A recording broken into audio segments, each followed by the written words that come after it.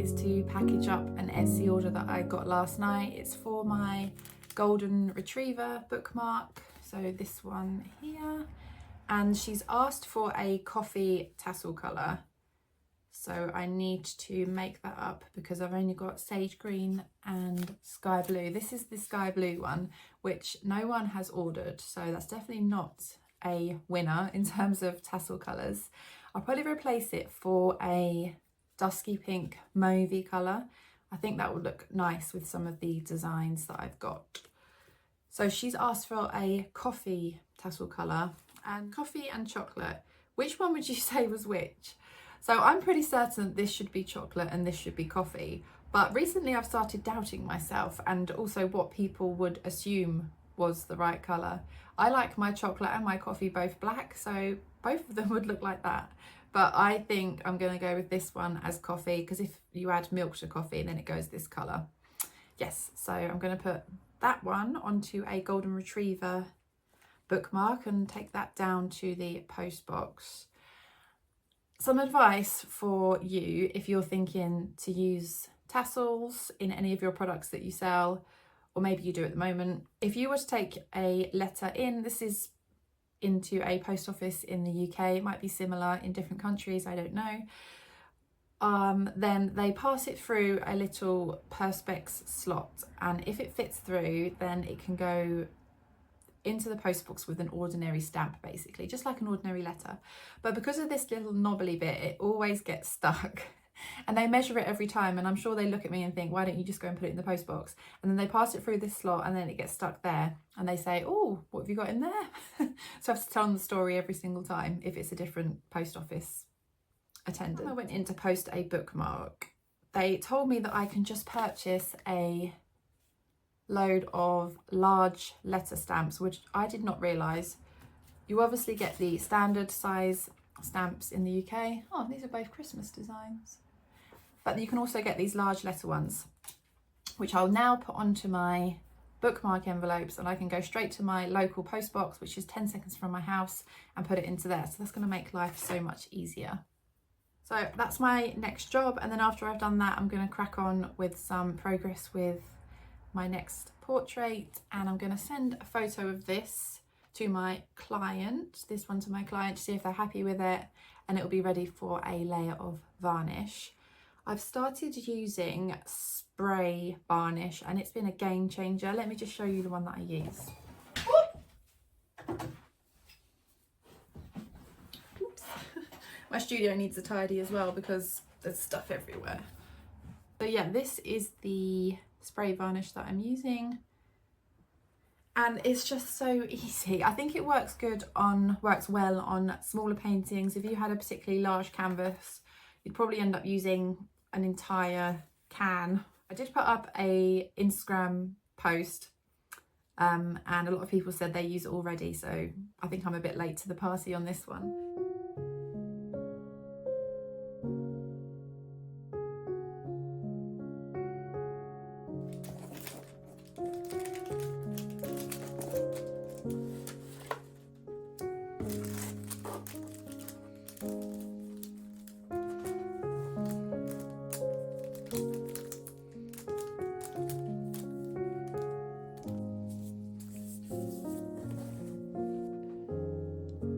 It's really annoying that I can't show you, but I've just finished this Christmas commission and I photographed it and sent photos to the client to make sure they're 100% happy, and then I'm going to varnish it. I've just remembered that I've not finished the sides as per usual. I've left them till last.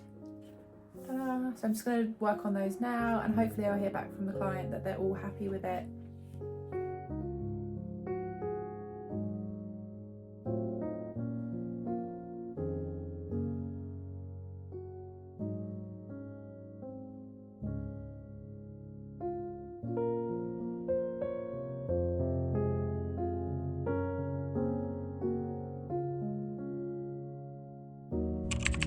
Today's the day where I'm going to move out this bookshelf here. It's got quite a lot of stuff on it, so I'm going to need to either keep it in the room and find a space for it, or find a space for all the things to go somewhere else in the room. There's the desk that I got last night from Facebook Marketplace. The legs are down here, and yeah, that's going to go in that corner where the bookshelf is. And yeah, just gonna have a little reorganize of everything. So that corner in there where the bookshelf is now is going to be my desk space, where I'm going to have a monitor and yeah, just do some work there. Basically the only desk space I have in this room at the moment is this tiny desk here, and it's always got all of my art materials on it, so I needed a dedicated place where I could work on my computer.